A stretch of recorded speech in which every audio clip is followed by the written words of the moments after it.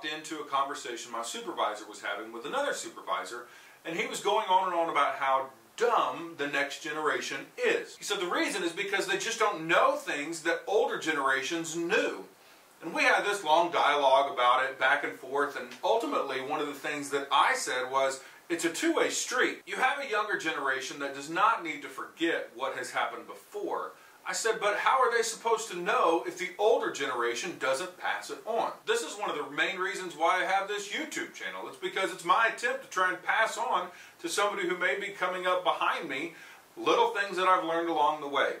My biggest goal, though, is to get people who are watching to actually comment and engage and share their own information as well, because I know that the only way we're going to help change this next generation is to teach them. Now I recognize, I say this next generation, there are still tons of things that I don't know that younger guys than me do know.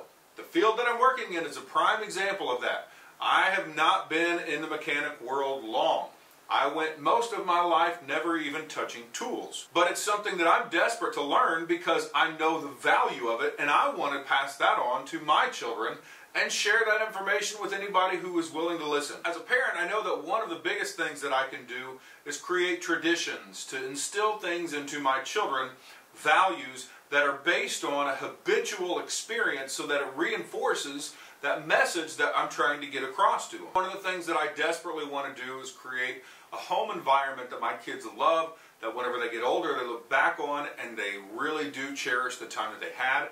Something that is instilled in them that they want to pass that on and create the same thing for their families as they get older. As I said, traditions are a great way to help reinforce those messages, whether they're verbal or nonverbal. They really do help to create consistent experiences for your children that they can look back to and reference whenever they see something that triggers that thought. It's Christmas time, and in 2021 I started a tradition with my family that I was very intentional about. My wife did not see the value in it. I bought LED candles to go in each one of our windows.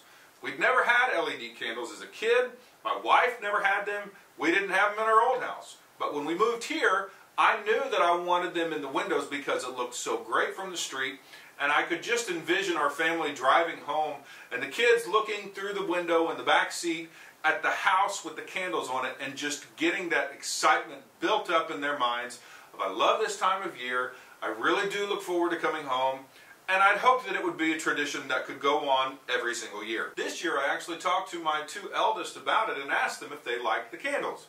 They said they did. I said, does it make you excited about coming home when you drive up and you see those candles lit? They said it does. We love Christmas time, and we love being at home during Christmas time. And those candles get us excited whenever we pull into the driveway. Now, I could have left it at that. I could have just been really proud of myself as a dad because I had a big win. I did what I wanted to, and I got the results that I'd hoped for. But I went a step further. I talked to my girls about how intentional I was in buying these candles in 2021 with the anticipation of it being something that each year, whenever it came time to put the candles up, they would automatically be able to pull back all of those memories from the good Christmases they'd had the years before, and each year it would just compound on each other to create an even better, exciting experience going into Christmas time. And ultimately, I wanted them to have great memories as children and have them build on each other so it would just get better and better in their minds of what they experienced at Christmas time as children. Now, I'm a Christian, so of course my main focus for Christmas time is what Christmas time is about, the birth of Jesus Christ. And that is something that is very, very valuable to me, to my wife, to help make sure that our kids remember what Christmas is about. Several years ago, my wife and I were driving to my parents' house, and we were looking at all of the houses that were decorated. We saw people walking around with all their Christmas bags and everything, and we were both just really frustrated with how crazy people got during Christmas time. And I just said, this is not at all what this is all about. And my wife said, no, Christmas is about family. I looked at her and I said, no, it's not. It's about Jesus. She got this shocked look on her face like, did I really just say that?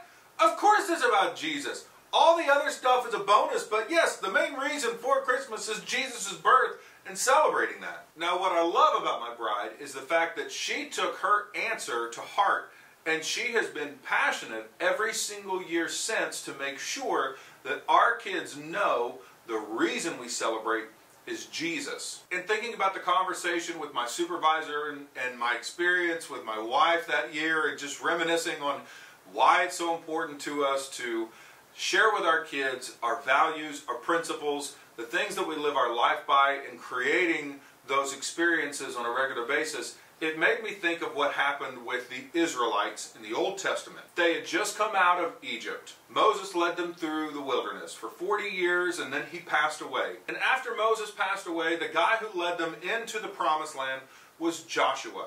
Now, Joshua was a mighty man. He was a leader who saw some incredible things in his life.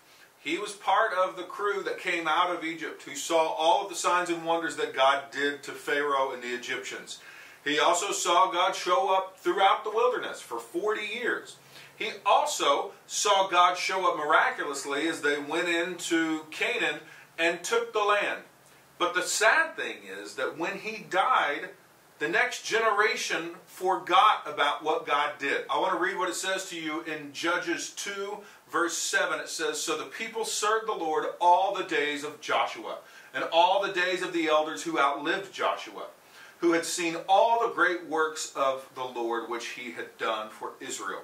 But then in verse 10, here is the verse that stands out, and it reminds me so much of why it's so important to pour into the next generation, to share what you know, to share your experiences, to not just expect your kids to know what you've been through and where you've come from, why it's so important to teach them. Verse 10 says, "When all that generation had been gathered to their fathers, another generation arose after them who did not know the Lord, nor the work which he had done for Israel." How devastating would that be? You do all of this hard work, and ultimately the reason that you're doing the work is because God is leading you to do it. And then the people who come after you don't even recognize God.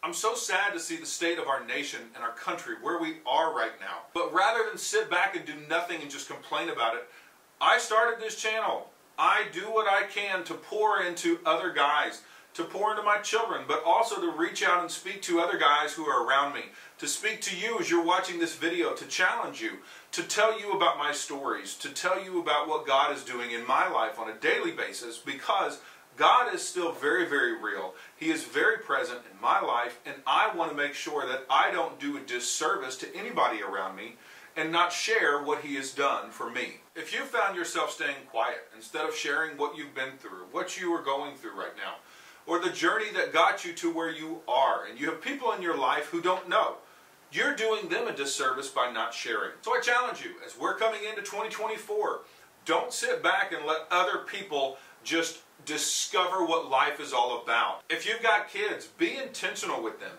Make sure that you are passing on the values that you have.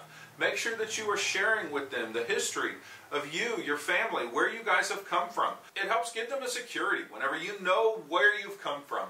And you can latch onto something that maybe it's exactly what they want to do, maybe it's not exactly what they want to do. But at least it gives them a direction and maybe can answer some questions that have been lingering inside their head of, why do I feel this way? Why am I so passionate about this? I had no idea that my grandpa did this.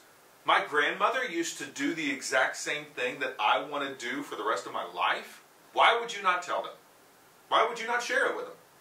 Make sure that you don't let 2024 just be another year that passes by and you look back or you look around and wonder, why in the world are we here? How did we get here? Do something to not just live by the principles that guide your life, but to help teach those principles to those around you. Thank you so much for joining me. I hope you enjoyed the stories. Hope it was challenging to you. If you're not subscribed to the channel yet, I would greatly appreciate it if you would consider subscribing. If you like the content, give me a thumbs up, put something down in the comments section, share it on social media, and I will see you next time when we can share a cigar and change the world.